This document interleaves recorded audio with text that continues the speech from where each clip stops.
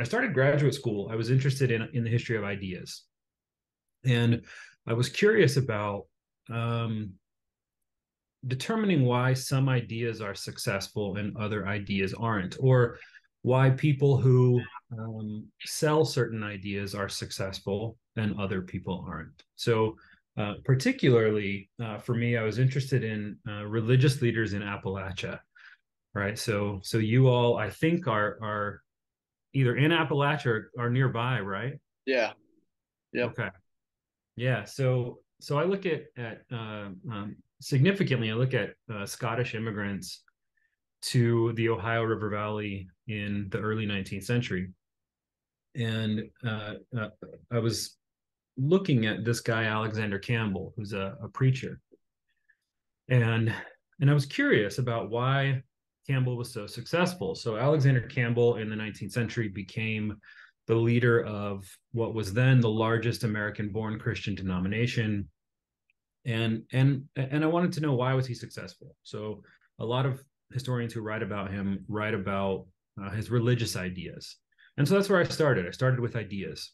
And the more research I did, the more skeptical I became about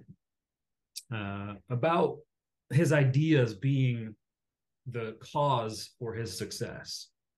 And so I had to look beyond ideas. And the reason I say that is when you look at other preachers, other religious figures in Appalachia in this time, a lot of them are saying the exact same thing, right? A lot of them have the same ideas that Alexander Campbell has.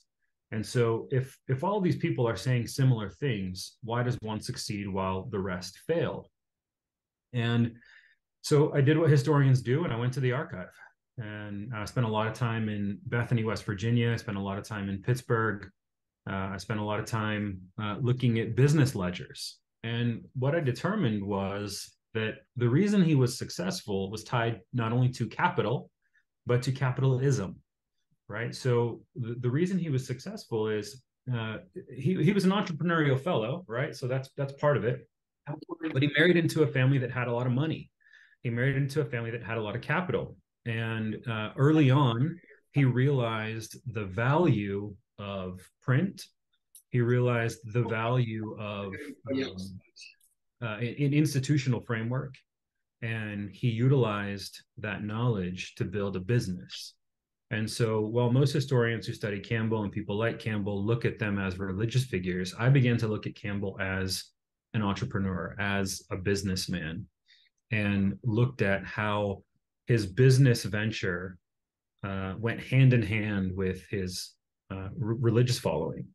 And so as he builds a business, as he becomes a successful printer, so he invests a lot of money in printing presses and establishes a printing house, as he invested in these technologies that allowed him to reach the masses at scale, right, which is a part of capitalism, he sees success where others see failure.